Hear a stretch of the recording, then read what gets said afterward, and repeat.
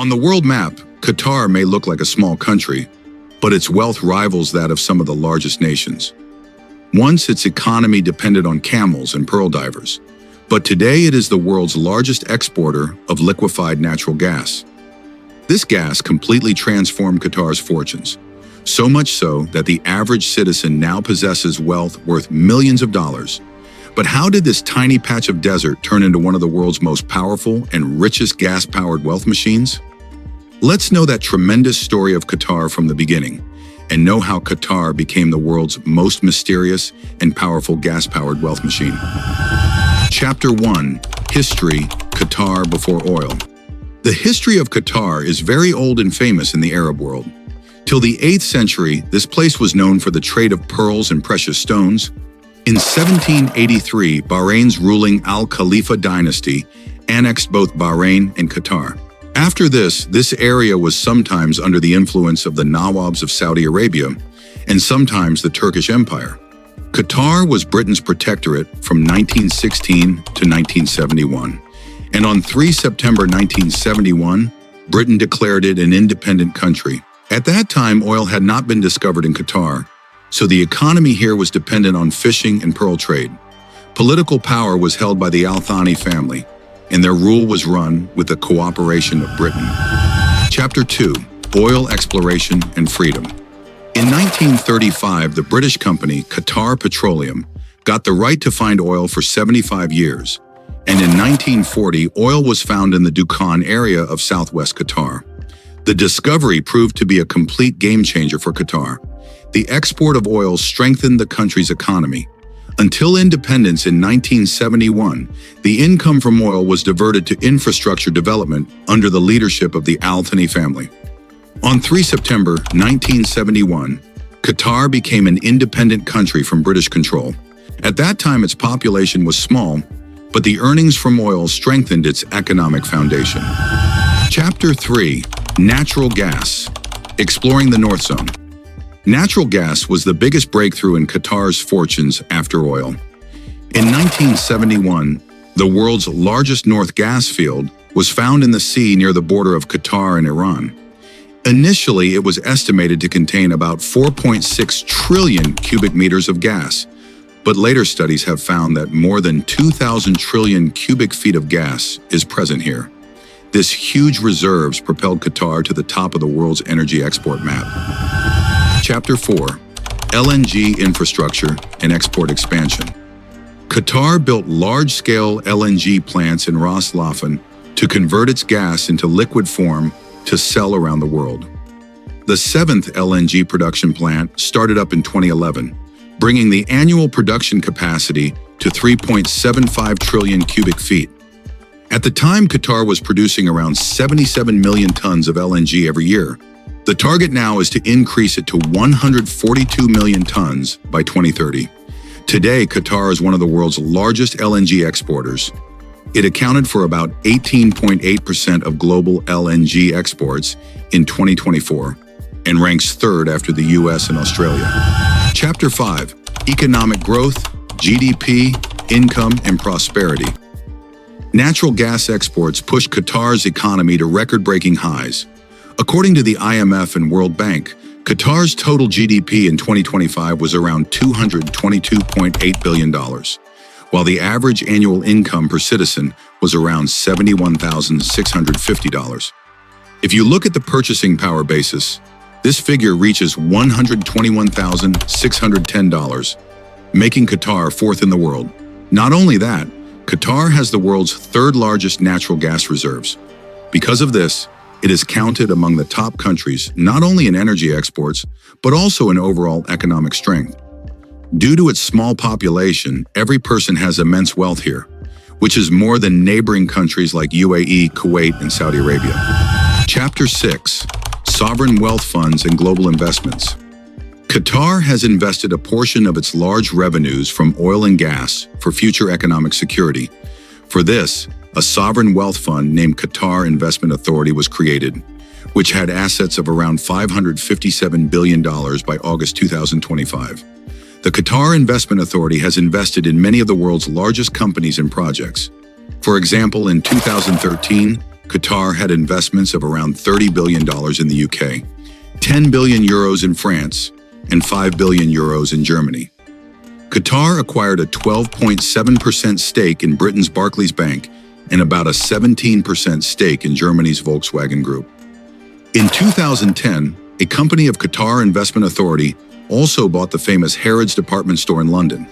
In addition, a real estate fund called Qatar Dyer is investing in housing and business projects worth billions of dollars in New York, London, and other major cities. With these investments, Qatar has become a strong force not only in the energy sector, but also in the international financial world. Chapter 7, Welfare Models, Education, Health, and Social Services. Qatar spends a good portion of its revenue from oil and gas on the education, health, and social amenities of its citizens. Here, people get hospital treatment and school and college education absolutely free. The government subsidizes domestic water, electricity, and fuel. Apart from this, there are also schemes like loans for housing, grants for marriage. Students who want to go abroad for higher education are also given scholarships. Under the new Social Security law that came into effect in January 2023, Qatar raised the minimum pension to 15,000 Qatari riyals, about $4,100 per month, with a house allowance of 4,000 riyals annually. All these facilities provide the citizens of Qatar with the best standard of living and security. Chapter 8, International Identity, Al Jazeera and Arbitration. Qatar has made its mark in the world through media and diplomacy. Launched in 1996, the Al Jazeera network has grown to become the largest media platform in the Arab world with an independent and different perspective. The channel often supports Qatar's foreign policy and has given Qatar a political advantage over big countries like Saudi Arabia. Qatar is also very active in diplomacy, such as being a mediator in the historic peace deal between the US and the Taliban in Doha in April 2020. Similarly, it facilitated an agreement between the Palestinian groups Fatah and Hamas in 2012, and played an important role in efforts to bring about a ceasefire in the Israel-Hamas conflict in 2014, 2022, and 2023. These efforts established Qatar as an important ally of peace in the Middle East and a strong diplomatic force on the global stage. Chapter 9, 2022, World Cup and Infrastructure Development. Qatar shocked the world by hosting the Football World Cup in 2022, as it was the first World Cup that was held in the Middle East. For this, the country spent a massive amount, about $220 billion, to build 8 magnificent stadiums, such as Lusail Stadium and Al Bayt Stadium, as well as mega projects such as new roads, metro lines, and the expansion of the airport. The event elevated Qatar's international recognition, but it also sparked serious human rights controversies, such as the deaths of thousands of migrant workers during construction works and violations of workers' rights. Even after the tournament, the stadiums are still being used for national matches and events like the Asian Cup. Overall, the World Cup improved the sports infrastructure in Qatar, but it also drew the world's attention to the labor conditions there. Chapter 10, Contentious Issues, Blocks, Labor, and Geopolitics. Qatar has faced many controversies over the past few decades. In June 2017, Saudi Arabia, UAE, Bahrain, and Egypt severed diplomatic relations and closed the borders, accusing it of supporting terrorism, as well as demanding the closure of the Al Jazeera channel. In January 2021, the dispute was resolved through arbitration and trade channels were reopened. Qatar has a big role in global politics when it comes to gas. After the Ukraine crisis, European countries began sourcing gas from Qatar to reduce their dependence on Russian gas.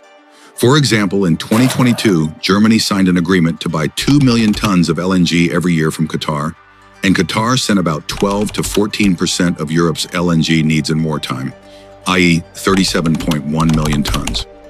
Qatar has supplied about 90.6 billion cubic meters of gas every year to the UAE and Oman through the Dolphin pipeline since 2007. The position of foreign workers has been the biggest issue in social disputes. Migrant workers constitute nearly 90% of the country's total population, who have previously faced considerable exploitation under the kafala system. Although the government has made some reforms, according to human rights organizations, there are still serious challenges to workers' rights in Qatar. Chapter 11. Comparison with other Gulf countries. There are many oil and gas-rich countries in the Gulf region, but Qatar is the richest despite its small size.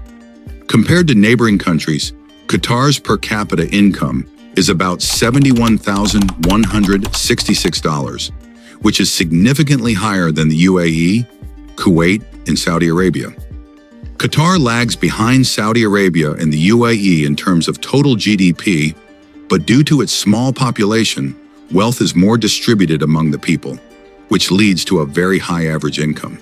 While cities such as Dubai and Abu Dhabi are major multinational business hubs, Qatar's government spends a large part of its budget directly on the well-being and facilities of citizens. For this reason, Qatar is counted among the most prosperous countries apart from the rest of the Gulf countries due to its economic policies, investment strategies, and social welfare schemes. If you enjoyed this enlightening journey, don't forget to like and subscribe to the video.